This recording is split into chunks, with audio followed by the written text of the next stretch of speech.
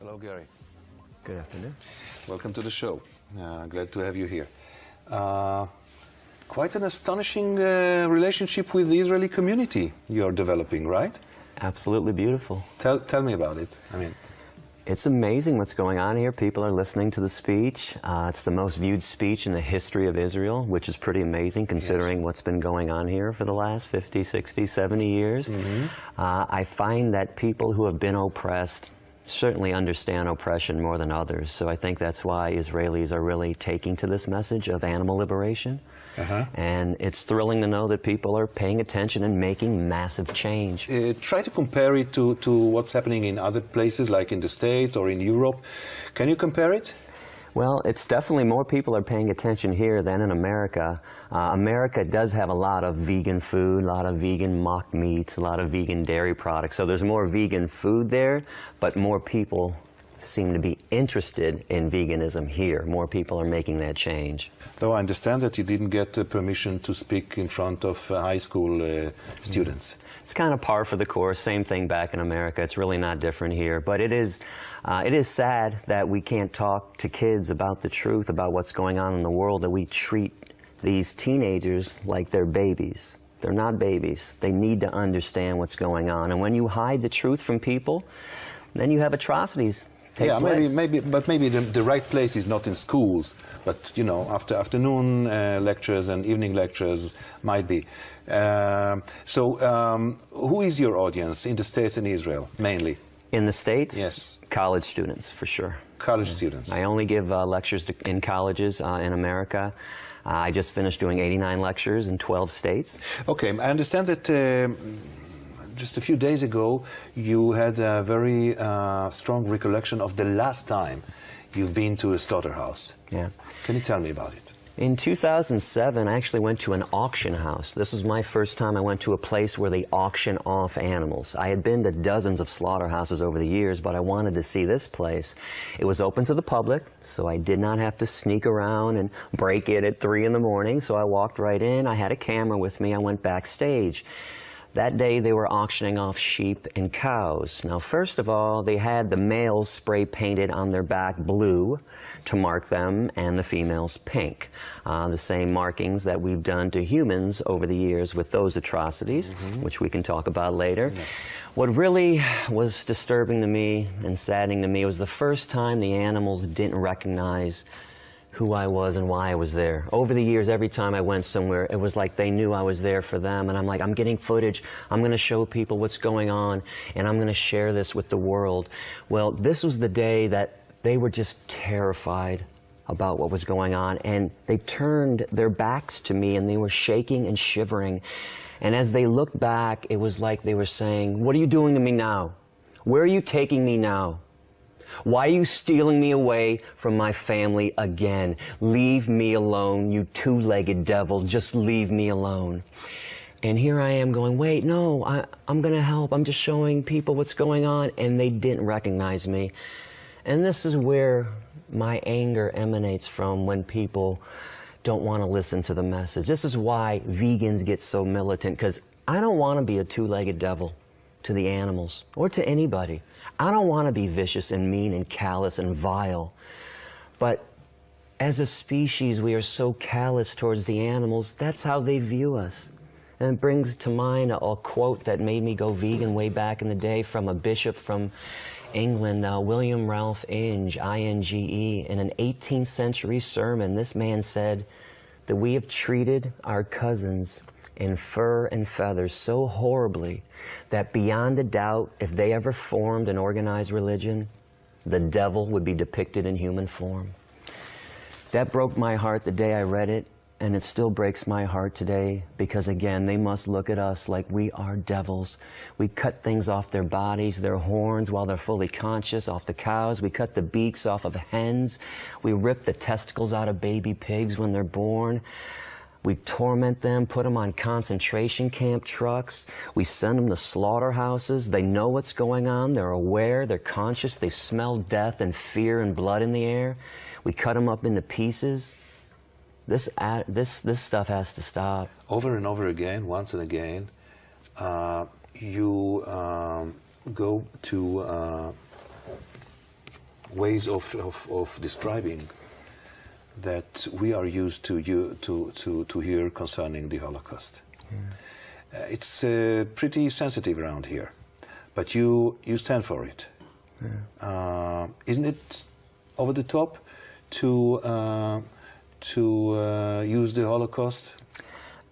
The animal Holocaust was happening long before the Jewish Holocaust, during the Jewish Holocaust, and it's still happening today. I find it over the top that the Jewish Holocaust is compared to the animal Holocaust, because when you compare numbers, we're talking about 6 million Jews, and if you add up the other 6 million gypsies and blacks and Catholics and mentally retarded people, we're talking 12 million people were killed by the Nazis. In 1 year alone on this planet, 60 billion land animals, 90 billion marine animals are tortured, tormented, and killed in the world's most massive Holocaust. That's just in 1 year alone. In America today, 30 million land animals will be tortured and killed. Today, in 1 day? 1 day alone. Okay. That is a massive Holocaust. And Jews don't own the term Holocaust. I know Jewish people like to think it's our term, like black people like to think that they own slavery. And I have to admit that the numbers are more than impressive. But the moral argument is quite difficult, because one of my colleagues here asked you, were you to decide, Ilana Dayan asked you that, and I listened to your answer, and I want to go back there. She asked you, if you had a 3-year-old baby and a 3-year-old puppy, that you have to save one of them, would you choose? I think it's a horrible question to be asking somebody. And then I asked her back, would she save a black baby or a white baby? Would you save a Palestinian suicide bomber? Or would you save a flea? No. Because we act like human life is valuable, and it's not. Especially when you talk about mass murderers and rapists and Hitler and Himmler and Stalin and Idi Amin and Slobodan Milosevic and Muammar Gaddafi. I mean, is anybody going to save Muammar Gaddafi's life? How come people didn't come to his rescue when they pulled him out of a sewer and took a knife and shoved it in his anus? Nobody cares about Gaddafi, Osama bin Laden. This is so false. We are all speciesists. We think that animal life isn't valuable, and we falsely believe that human life is valuable. If I can further explain how unvaluable human life truly is, do you know that if you took humans off this planet, the extinction of humans would benefit everything that exists, the animals, the forests, the air, the water, the mountains? We are completely not special to this planet. If you removed ants, this is how special ants are. The whole ecosystem would collapse without ants. And I know you've been following the news with bees. If the bees disappear, everything falls apart. This is how special and valuable bees are to the world.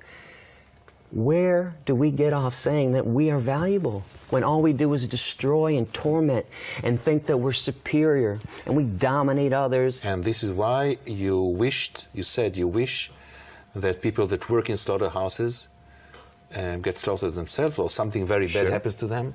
Listen, I wish evil on evil people all the time. And any sane person would do the same thing. Was anybody upset when the Nazi hunters went and tracked down Adolf Eichmann and brought him back here and killed him? So people that work in slaughterhouses, a party in the streets. are like Nazis? Sure. To their victims, they are. Really doesn't matter what I think. To you. To me, yes, but most importantly to the victims. The victims don't see the people that killed Jews any different than the people who kill cows. And people that wear furs should be raped. Listen, I certainly don't wish that they hit the lottery. I don't wish that bags of money fall from the sky and boxes of lollipops land in their laps.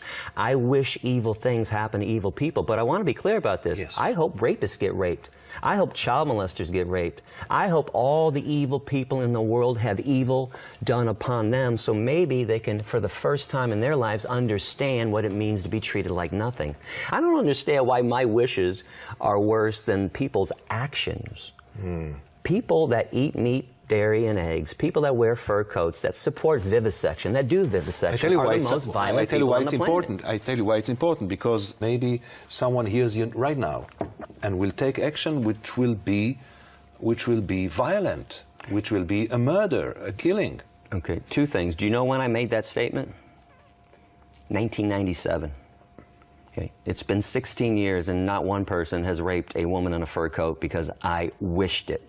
All right. Okay, so let's not get into people taking my words that literally. It was my wish. It was my fantasy. And by the way, I also wrote 3 other lines about how rapists should be used in experiments, how rapists should be tortured and killed. How come people don't talk about those things that I say? Yeah. Okay. And let me be clear about something else, and if I can be graphic, this is what I think should happen to rapists, even somebody who rapes a woman in a fur coat, if that ever happens. I think that his penis and his balls should be seared off with a cuticle remover, slowly. Then I think 2 skewers should be shoved into their eye sockets, dragged into another room. Then I think that their penis and their balls should be dipped in diarrhea and puke. They should be given the option of eating that, and then they can save their lives. And if they do eat it, then I want to take a gun and put it between their eyes and shoot them and said, I was just kidding. This is what I think should happen to rapists. Why do I have the feeling that you enjoy yourself speaking about this violence? Listen, because people feel the same way I feel. Nobody disagrees with my position on violence. They just only disagree with who I propose to be violent for. See, everybody thinks it's okay to kill Nazis on behalf of Jews, okay to kill a white slave owner on behalf of a black slave.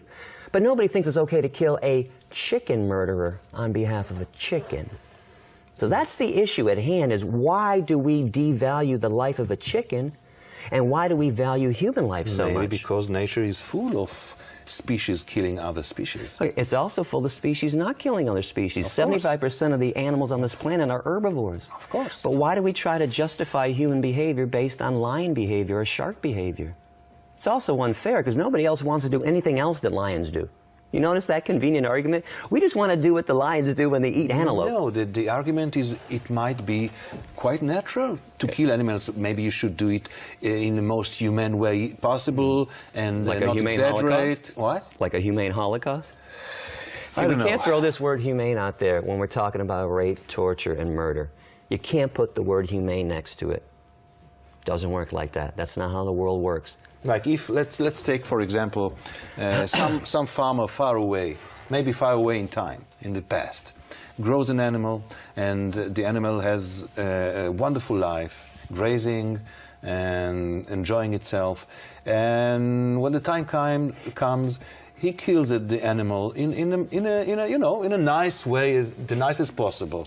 This is not rape. This is not Holocaust. This is the way of life. Okay, so if I go and meet a woman at a bar, I buy her some drinks, I bring her some flowers, I take her back and put on some soft music, some Teddy Pendergrass, and we dance and we look in each other's eyes, and I slip her a date rape drug and rape her. Is that humane? Why not? She didn't feel a thing. See, because the act of rape is evil, okay? The act of murder is evil. You can't do it in a nice way.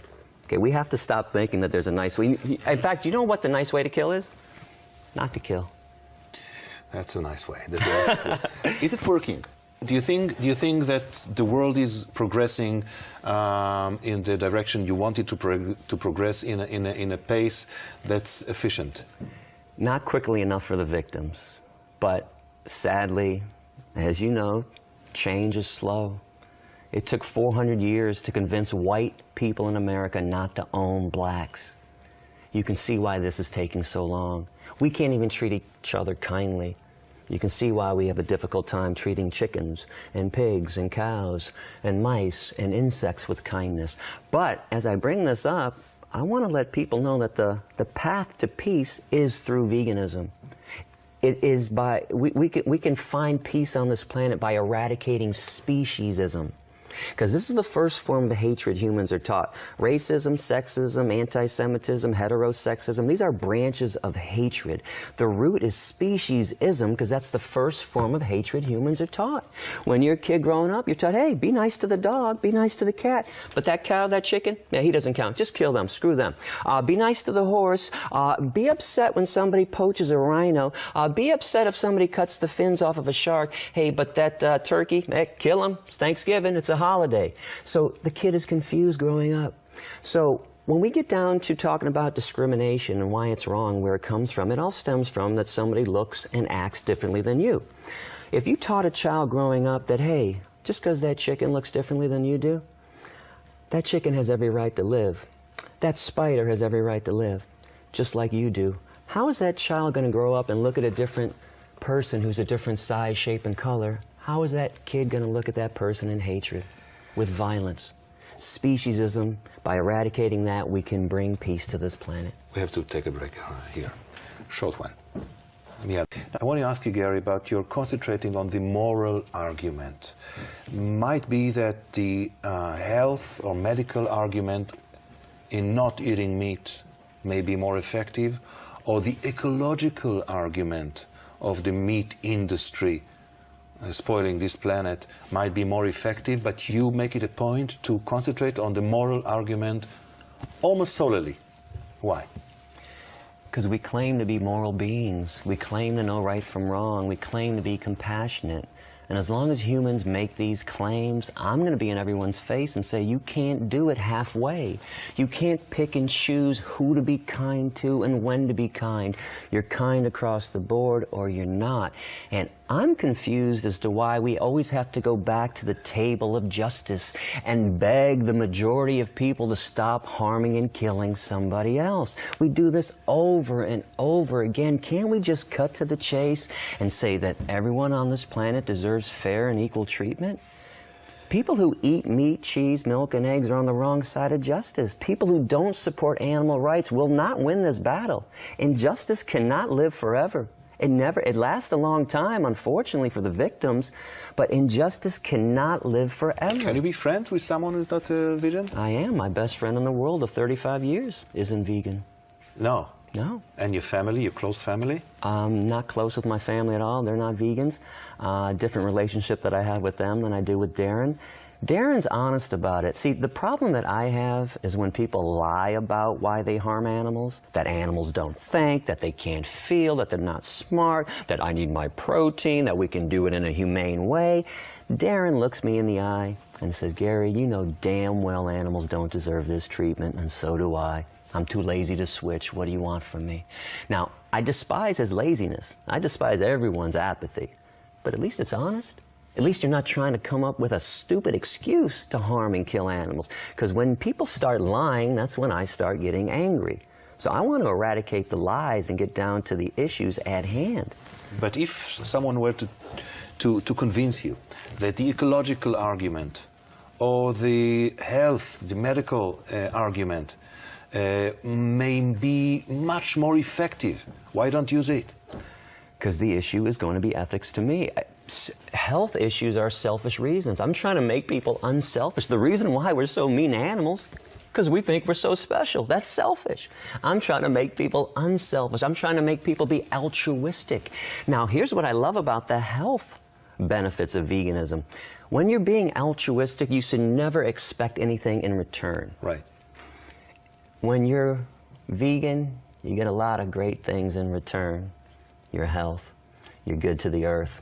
Because let's face it, the worst form of environmental destruction is animal agriculture. That's right. So there are some great benefits and kickbacks, but without a clear conscience, without mental health, we can't have physical health. So if you're going to focus on the physical health aspects and miss this aspect, you're still not right. You said one of your best friends is not vegan, is a carnivore. Yeah. So you can be friends with someone who's a carnivore. I just want to further explain this. What humans do to animals is completely evil. I won't mince my words on that. Yeah. Individually, I mean, virtually nobody kills themselves, kills animals, themselves. So I know most people aren't evil individually. Most people can harm somebody else. If you put a knife in my hand when I was growing up, even though I ate meat, said, hey, Gary, go kill that cow, Billy, you must be crazy. I'm not sticking that knife in somebody else's throat.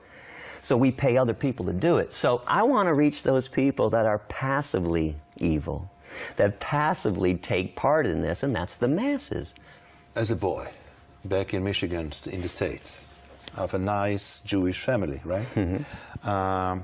Was there something that could have told me that as a grown-up you'll be doing the things that you do? Not a chance. Not a chance? There's no. This is what's so bizarre about this whole journey. I don't mean only the meat eating. No. Temperament-wise. Well, I always had an authority problem. Surprise. Yeah. I always liked to buck the system. I was always kind of a rebel. I didn't like rules, especially when the rules were silly or unjust or they didn't make any sense. So were you one of these youths that get in troubles? Oh, every day at high school. I was in the principal's office every single day.